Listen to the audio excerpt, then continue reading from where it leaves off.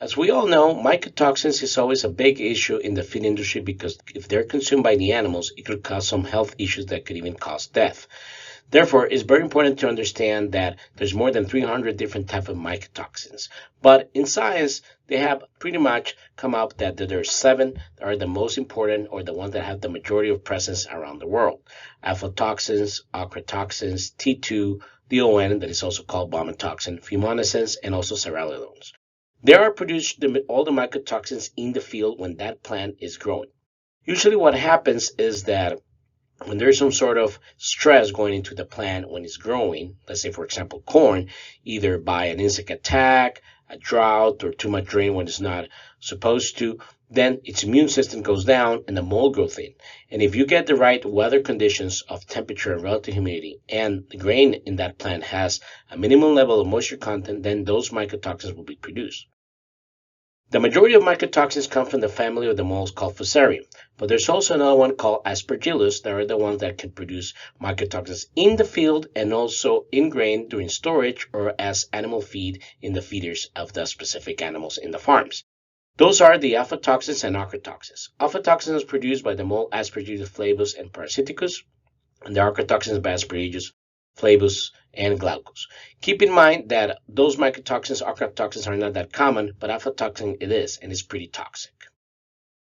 For mycotoxin control, the best way is to do all the storage practices that we were mentioning and also trying to keep your grain as low moisture as possible. Remember that mycotoxins to grow, they need to have a specific level of moisture content, especially for the Aspergillus mold that can produce aflatoxins and ochratoxins. But also, if they're present, one way to control them is by applying mycotoxin binders. Those mycotoxin binders are pretty much different type of products that could bind the mycotoxic in the stomach of the animal, then gets excreted. There are different type of them depending on the intent of the mycotoxin that is present. You can see here aluminosilicates, activated charcoal, diatomaceous earth. The important thing to know is that they're expensive and only use them if they are mycotoxin presence. They don't work for all mycotoxins, but you can make a combination of this different type of binders to pretty much cover the majority of mycotoxins.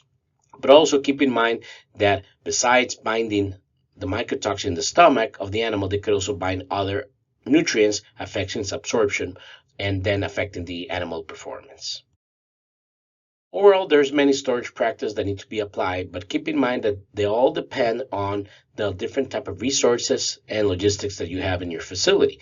At the end of the day, what is important is to create your own evaluation of the different practices that you're using to know if they're actually worth it, meaning they actually are effective to reduce any type of issues with terms of quality, and they're also cost worthy. That's what is important to develop key performance indicators, analyze the cost and their benefit. As a take-home message, it's very important to know that the grain quality or any feed ingredient quality never improves during storage, but it can be maintained. If you're an operator in a feed mill, that's one of your top priorities to do.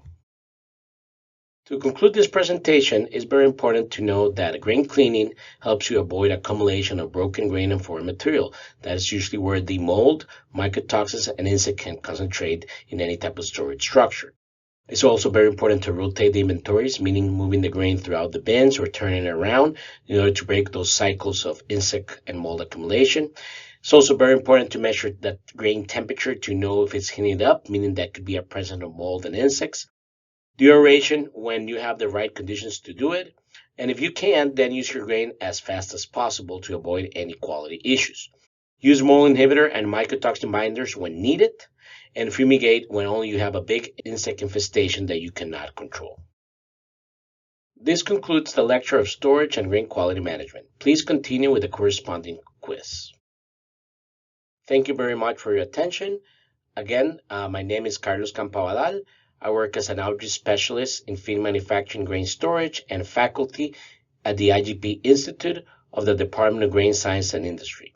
My email, you could read it there on the slide, and also my phone number. I'm also can ask her any questions when you need it. Thank you very much.